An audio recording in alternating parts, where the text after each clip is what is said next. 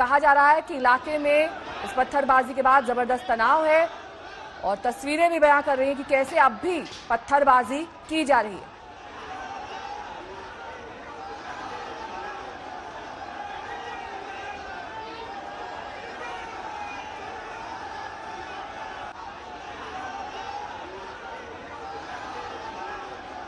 मामला किस बात को लेकर शुरू हुआ, ये तस्वीर दरअसल अभी साफ नहीं हुई है, लेकिन शिव सैनिक और खालिस्तानी समर्थक आपस में भिड़ गए, जमकर पत्थरबाजी हुई और देखिए कितनी बड़ी संख्या में वहां पर इस वक्त पुलिस फोर्स पहुंच चुकी है।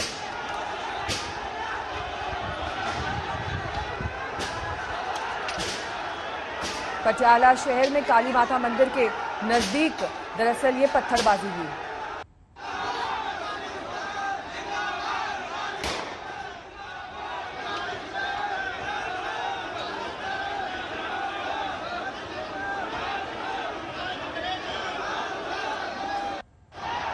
सतेंद्र चौहान हमारे साथ जुड़ गए हैं इस वक्त तमाम जानकारी के साथ। सतेंद्र, ये पूरा मामला क्या है, किस बात को लेकर ये दो गुट आपस में भिड़ गए, इस वक्त वहां पर क्या ताजा स्थिति है? क्योंकि हम तस्वीरों में देख पा रहे हैं बड़ी संख्या में दोनों गुट के समर्थक यहाँ पर दिखाई दे रहे हैं। देखिए नेहा, एक खालिस्तानी समर्थक है अमेरिका में, गुलफन सिंह पन्नू, वो आए दिन कुछ ना कुछ वीडियो भारत के खिलाफ, पंजाब के खिलाफ, सरकारों के खिलाफ डालता रहता है और उससे नाखुश होते हुए पंजाब शिवसेना के एक नेता ने ये कहा था कि हम इस खालिस्तान समर्थकों का विरोध करते हैं और उसने बाकायदा फेसबुक पे एक वीडियो भी डाला था और उन्होंने कहा था कि आज के दिन हम पटियाला शहर में एक मार्च निकालेंगे जिसमें खालिस्तान का विरोध किया जाएगा और खालिस्तान मुर्दाबाद इस मार्च को नाम दिया गया था, जिसके विरोध में कुछ खालिस्तानी समर्थक भी सड़कों पर उतर आए और फिलहाल पुलिस ने दोनों गुटों को हल्के पथराव के बाद दोनों गुटों को शांत करा दिया है। हालांकि शहर के अंदर पुलिस जो है बड़ी तादाद में तैनात कर दी गई है और जो तनाव था वो कहीं ना कहीं, जो क्लैश था वो होते हुए कहीं ना कहीं फिलहाल थम गया है, लेकिन फिर भी कहीं ना कहीं तनाव पटियाला में दिखाई दे रहा है। नेहा, पहले से ये पूरी प्लानिंग की गई थी क्योंकि पत्थर यहाँ पर जिस संख्या में चलाए जा रहे हैं, कोई बिल्डिंग के ऊपर से फेंक रहा है, कोई आपस में चला रहा है, कितने लोग घायल बताए जा रहे हैं, क्या जानकारी है आपके पास सतेंद्र?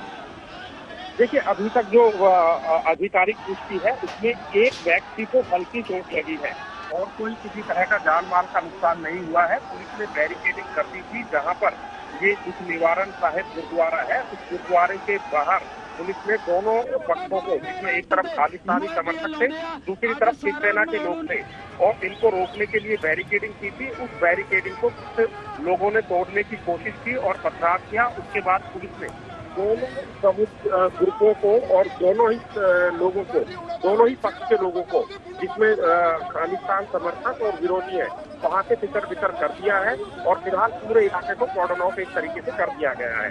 कुछ लोग हिरासत में भी लिए गए क्या सतेंद्र? देखिए, पुलिस ने इस बात की जानकारी नहीं दी है, लेकिन जो मौके पर पथराव हुआ उसके बाद पुलिस ने जो दोनों पक्षों की भीड़ को इधर उधर कर दिया था। हो सकता है एक शख्स को इस पूरे मामले में चोट भी आई है, हो सकता है पुलिस ने कुछ लोगों को हिरासत में लिया हो, लेकिन इसकी अभी तक आधिकारिक पुष्टि नहीं की गई है। और तस्वीरों में हम सतेंद्र देख पा रहे हैं बड़े बड़े ईंट नुमा पत्थर यहाँ सड़क पर पड़े हुए दिखाई दे रहे हैं। जाहिर तौर पर किसी प्री इंटेंडेड योजना के तहत लोग इसे लेकर आए होंगे, क्योंकि अचानक से वहां पर इतनी बड़ी संख्या में लोगों का पहुंचना, पत्थरबाजी करना, उसके बाद तस्वीरों में ये भी दिखाई दे रहा है कि वो सड़क पर बैठ गए, वहां पर उनके हाथ में हमने झंडे भी देखे। ये सब कुछ पहले से प्लानिंग के तहत किया गया था कि अचानक से हो गया?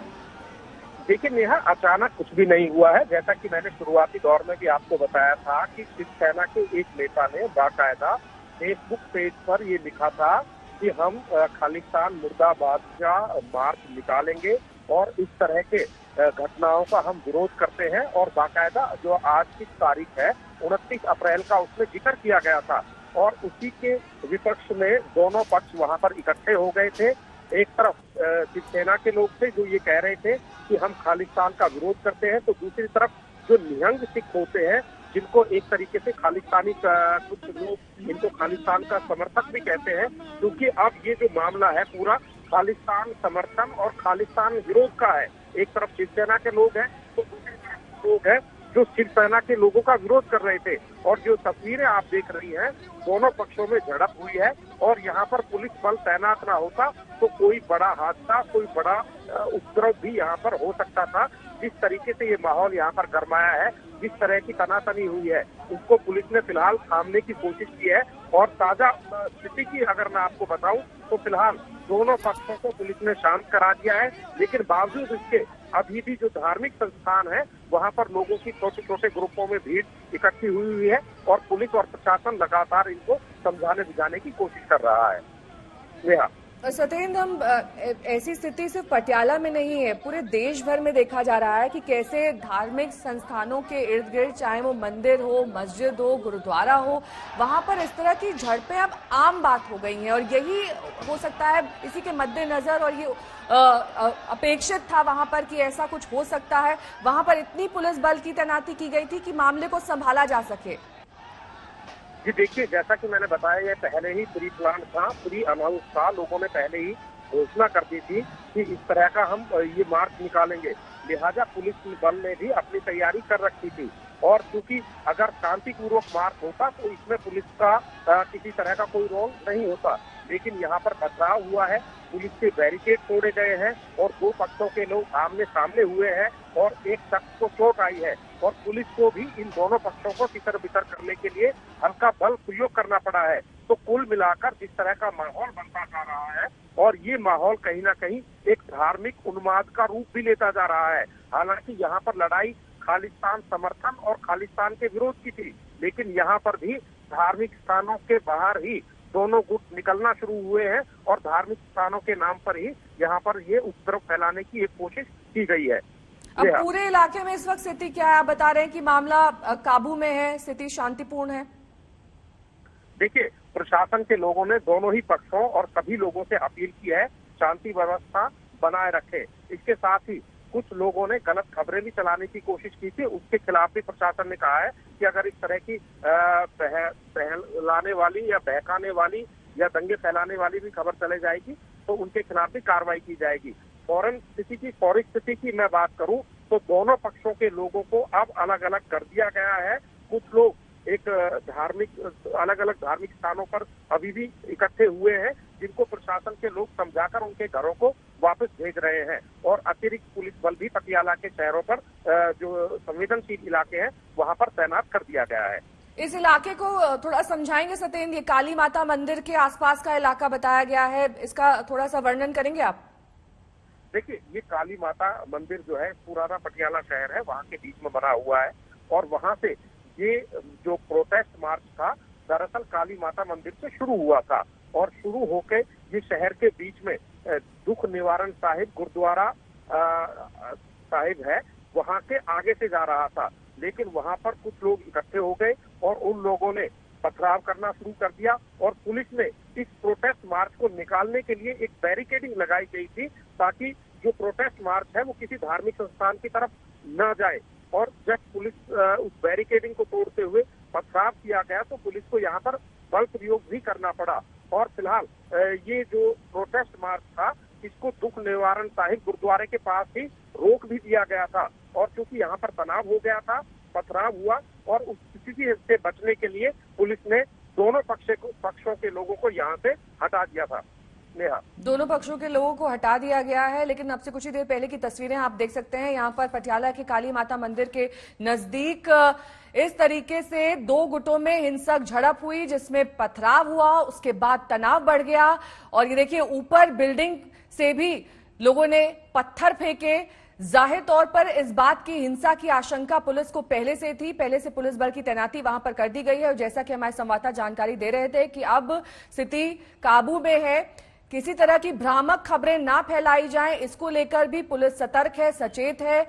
कुछ देर पहले वहां पर लोग सड़क पर ही बैठ गए थे, धरना प्रदर्शन जैसी स्थिति भी वहां पर हो गई थी। लेकिन एक तरफ आप देख सकते हैं कि कैसे सड़क पर पत्थरबाजी की जा रही है, लेकिन किसी के घायल होने की या हताहत होने की खबर फिलहाल नहीं है। लेकिन पंजाब के पटियाला में इस वक्त इस पूरे इलाके में स्थिति तनावपूर्ण बनी हुई है और ये पहले से ही जानकारी दे दी गई थी कि वहां पर इस तरह के तनावपूर्ण माहौल हो सकता है, क्योंकि खालिस्तान के जो समर्थक हैं, खालिस्तान के जो विरोधी हैं, वो दोनों पक्ष यहां पर सुबह जमा होंगे। और ये देखिए ताजा तस्वीरें भी हम आपको दिखा देते हैं कि कैसे वहां पर पुलिस बल इन लोगों को रोकने की कोशिश लगातार करता रहा, लेकिन बड़ी संख्या में इनकी मौजूदगी होने की वजह से वहां पर स्थिति बिगड़ गई और उसके बाद पुलिस ने दरअसल लाठियों के जरिए इन्हें काबू में किया और अब वहां पर पहले से बेहतर हालात बताए जा रहे हैं। सत्येंद्र मेरे सहयोगी लगातार जुड़े हैं। सत्येंद्र, हम तस्वीरों में भी देख पा रहे हैं कि पुलिस प्रशासन भी उन्हें समझा रहा था, एक पॉइंट के आगे जाने से रोका भी जा रहा था, लेकिन ये लोग मानने को ही तैयार नहीं थे और शायद यही वजह था कि स्थिति जो है वो इतनी ज्यादा बिगड़ गई कि तिल का पहाड़ बन गया। देखिए नेहा, इस पूरे मामले को दरअसल शांतिपूर्वक समझना होगा। गुरपंत सिंह पन्नू जो कि खालिस्तानी समर्थक है, उसने ये ऐलान किया था सोशल मीडिया के जरिए से कि 29 अप्रैल को हरियाणा और पंजाब में जो सरकारी बिल्डिंग्स हैं उनके ऊपर खालिस्तान का झंडा फहराया जाएगा।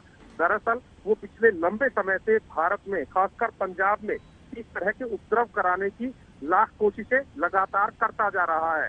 हरियाणा और पंजाब में गुरपंत सिंह पन्नू के खिलाफ मामले भी दर्ज हुए हैं और उसको बैन भी किया गया है। और जिस तरह का अब ये यहाँ पर वारदात हुई है, लग ऐसा रहा है कि गुरपंत पन्नू के जो मंसूबे हैं वो कहीं ना कहीं कामयाब होते हुए नजर आ रहे हैं, क्योंकि धार्मिक किसी भी मामले को अगर धार्मिक रंग देंगे तो वो कहीं ना कहीं भड़क जाता है। और ये जो ताजा मुद्दा है, जैसा कि मैंने शुरुआती दौर से ही बताया कि गुरपंत सिंह पन्नू के इस बयान का विरोध किया जा रहा था और शिवसेना के एक नेता ने फेसबुक पर पूरी पोस्ट डाली थी, वीडियो डाली थी और उन्होंने ये कहा था कि खालिस्तान का हम विरोध करते हैं। लेकिन इसको दूसरे समुदाय के लोगों ने, खालिस्तान का विरोध था, उसको अपने धर्म के साथ जोड़ लिया, ऐसा लग रहा है। और यहाँ पर जो तनाव हुआ है उसकी मूल वजह भी यही है। फिलहाल पुलिस ने दोनों पक्षों के लोगों से, जो धार्मिक नेता हैं, धर्म के मुखिया हैं, उनको लेकर बातचीत भी की जा रही है और दोनों ही पक्षों के लोगों को समझाने बुझाने का काम भी किया जा रहा है। और फिलहाल की अगर स्थिति मैं बताऊं तो दोनों पक्षों के लोगों को, चाहे वो दुख निवारण साहिब गुरुद्वारा हो या फिर काली माता मंदिर हो, वहां पर इन दोनों पक्षों के लोगों को रोक दिया गया है और इनसे वापस अपने घरों में जाने की अपील की जा रही है। सुरक्षा के लिहाज से, एहतियात के लिहाज से अतिरिक्त पुलिस बल बुला लिया गया है, उसको तैनात किया गया है। लेकिन जिस तरह का ये माहौल बना हुआ है, लग ऐसा रहा है कि लोग धर्म की आड़ में किसी ना किसी तरह का उपद्रव यहाँ पर फैलाना चाहते हैं। और पंजाब खासकर क्योंकि बॉर्डर स्टेट है, पाकिस्तान से लगता हुआ है और यहाँ पर पिछले लंबे समय से आप देखें बड़ी संख्या में, बड़ी मात्रा में पाकिस्तान से नशे और हथियारों की खेप लगातार पहुंचाई जा रही है। चाहे चुनावों से पहले का मामला हो या चुनावों के बाद, पाकिस्तान की तरफ से आईएसआई लगातार ये कोशिश करती रहती है कि किसी भी तरीके से पंजाब में उपद्रव या फिर तनाव का माहौल पैदा किया जा सके। हालांकि गुरपंत सिंह पन्नू आईएसआई का एजेंट है, इसमें किसी तरह का कोई शक नहीं है। भारत में उसको बैन किया गया है, उसके खिलाफ कई मामले हैं और वो लगातार यही कोशिश करता रहता है कि किसी भी मामले से इस धार्मिक भाईचारे और सौहार्द को बिगाड़ा जा सके। ठीक है, धार्मिक सौहार्द बिगाड़ने के इंटेंशन से ये सब कुछ किया जा रहा है, ऐसी जानकारी आप दे रहे हैं। लेकिन सत्येंद्र, जिस तरीके से आज यानी कि 29 अप्रैल की तारीख का ऐलान किया गया था, ऐसी किसी और तारीख का भी ऐलान किया गया है जिसके मद्देनजर उस दिन भी इसी तरीके के सुरक्षा इंतजाम किए जा सकते हैं? देखिए, गुरपंत सिंह पन्नू ने, अगर मैं थोड़ा पास में जाऊं तो ये पहला मौका नहीं है। इससे पहले भी अगर 26 जनवरी की जो घटना किसान आंदोलन के दौरान हुई थी और वहां पर लाल किले पर एक ध्वज फहराया गया था, उसका भी उसने बाकायदा ऐलान किया था। इससे पहले पंजाब में गुरपंत सिंह पन्नू कई बार ये ऐलान कर चुका है कि जब 26 जनवरी हो, 15 अगस्त हो या कोई भी राष्ट्रीय दिवस होता है, उस पर वो लगातार ऐलान करता है कि आप खालिस्तान का झंडा फहराइए। और वो बाकायदा 1 लाख से लेकर $10,000 तक का कैश इनाम की भी बात करता है कि जो झंडा फहराएगा, वीडियो भेजेगा, गुरपंत सिंह पन्नू की तरफ से उसे डॉलर का इनाम दिया जाएगा। और ये देखिए, पंजाब पुलिस के इंटेलिजेंस ने कई ऐसे मामले पकड़े हैं जहां पर बात तो लाखों डॉलर की जाती है, लेकिन गुरपंत सिंह पन्नू ने महज कुछ डॉलर कुछ लोगों को भेजे हैं। तो कुल मिलाकर ये एक बहुत बड़ी साजिश है और इस साजिश के पीछे मंशा ये है कि पंजाब में जो आपसी सौहार्द है, भाईचारा है उसको किसी ना किसी तरीके से बिगाड़ा जा सके। और इस बिगाड़ने के पीछे जो पाकिस्तान की ISI है और कई ऐसे संगठन हैं जो खालिस्तान से जुड़े हुए हैं और पाकिस्तान में बैठे हुए हैं। पाकिस्तान के अलावा जो वेस्टर्न कंट्रीज हैं वहां पर भी बड़ी तादाद में ऐसे लोग हैं जो गुरपंत सिंह पन्नू के इस संगठन से जुड़े हुए हैं। और बदल बदल कर तमाम पत्रकारों संगठनों को बार बार फोन किए जाते हैं, मैसेज किए जाते हैं, चैलेंज दिए जाते हैं। और इन सबके पीछे मंशा ये होती है कि आने वाले समय में किसी भी तरीके से आपसी सौहार्द और भाईचारे को बिगाड़ा जा सके। पटियाला की इस घटना को ही आप लीजिए कि गुरपंत सिंह पन्नू ऐलान करता है और उस ऐलान का कोई भी भारतीय जरूर विरोध करेगा, क्योंकि जब एक आतंकी संगठन से जुड़ा हुआ व्यक्ति देश की एकता अखंडता के बारे में इस तरह की बातें करेगा तो उसका कोई भी जवाब दे सकता है। लेकिन उसको उसकी एवज में आपसी भाईचारे को बिगाड़ा जा सके, तनाव पैदा किया जा सके, ऐसी मंशा गुरपंत सिंह पन्नू और ये संगठन रखते हैं। और पटियाला का जो ये मामला है कहीं ना कहीं इसका एक बहुत बड़ा उदाहरण है। दो पक्षों में बेवजह एक तनाव बना हुआ है, पथराव हुआ है, बैरिकेडिंग तोड़ी गई है, पुलिस को बल इस्तेमाल करना पड़ा है। तो ये कहीं ना कहीं लोगों को समझना होगा और शांतिपूर्वक अपने घरों में जाकर फिलहाल इस पूरे मामले पर सोचना विचारना जरूर होगा। ठीक है, आपके पास मैं लौटूंगी। धार्मिक सौहार्द बिगाड़ने के उद्देश्य से इस तरीके की तारीख का ऐलान किया गया जिसमें एक यात्रा निकाली जानी थी और उस यात्रा में हमने देखा कि कैसे दो गुटों के बीच झड़प हुई और इसमें पत्थरबाजी तक की गई। बिल्डिंग के ऊपर से पत्थर फेंके गए, लोगों ने आपस में पत्थर फेंके और पुलिस बल की वहां पहले से तैनाती थी, इसलिए वहां पर मामला हाथ से नहीं निकला, स्थिति ज्यादा नहीं बिगड़ी। और जिस तरीके से हमारे संवाददाता भी जानकारी दे रहे हैं कि अब सब कुछ वहां पर शांतिपूर्ण है, पूरे इलाके को कॉर्डन ऑफ कर दिया गया है, वहां पर लोग घरों तक जाने की अपील की गई है। और ऐसा माना जा रहा है कि ये स्थिति और ज्यादा बिगड़ सकती थी, तनावपूर्ण हो सकती थी अगर पुलिस प्रशासन मुस्तैद नहीं रहता। और तस्वीरों में भी यही साफ हो रहा है कि कैसे जो लोग वहां पर हिंसा कर रहे थे उस पर पुलिस ने बल का प्रयोग किया, लाठियों का प्रयोग किया और उसके बाद ही जाकर मामला शांत हुआ। पथराव की स्थिति वहां पर आप देख सकते हैं, हिंसक झड़प कैसे दो गुटों में हुई। ये बताया जा रहा है कि खालिस्तानी समर्थक और खालिस्तानी विरोधी ये दोनों गुट आपस में भिड़ गए और ये सब कुछ एक सोची समझी साजिश के तहत किया गया। आज की तारीख का ऐलान किया गया, ये कहा गया, लोगों से अपील की गई कि वो बड़ी संख्या में यहां पर जुटे और इस तरीके का एक जुलूस निकाले वहां पर। सत्येंद्र में सहयोगी तमाम जानकारी के साथ जुड़े हुए। सत्येंद्र, देखिए जैसा कि आप बता रहे हैं कि दूर दूर तक इस अंतर्राष्ट्रीय गिरोह के तार फैले हुए हैं, ये एक इंटरनेशनल साजिश है। पन्नू का आपने जिक्र किया कि कैसे पहले भी वो इस तरह की साजिश को अंजाम दे चुका है और ये कहता रहा है कि उस पर इनाम दिया जाएगा जो खालिस्तान का झंडा भारत में कहीं भी फहरा देता है उसका वीडियो जारी कर देता है। लेकिन इस बीच मेरा सवाल आपसे यही, क्योंकि इस वक्त पटियाला में स्थिति काफी ज्यादा बिगड़ी हुई है, क्या धारा 144 लगाने की भी संभावनाएं हैं? कर्फ्यू लग सकता है? देखिए, कर्फ्यू जैसे हालात तो अभी पैदा नहीं हुए हैं, लेकिन पुलिस और प्रशासन दोनों पक्षों के लोगों को समझाने बुझाने में लगा हुआ है। और जहां तक जो खबरें आ रही है, ऐसा लग रहा है कि माहौल धीरे धीरे कहीं ना कहीं शांतिपूर्वक व्यवस्था की तरफ बढ़ रहा है और दोनों पक्षों के लोग, ज्यादातर लोग अब अपने घरों को जा चुके हैं।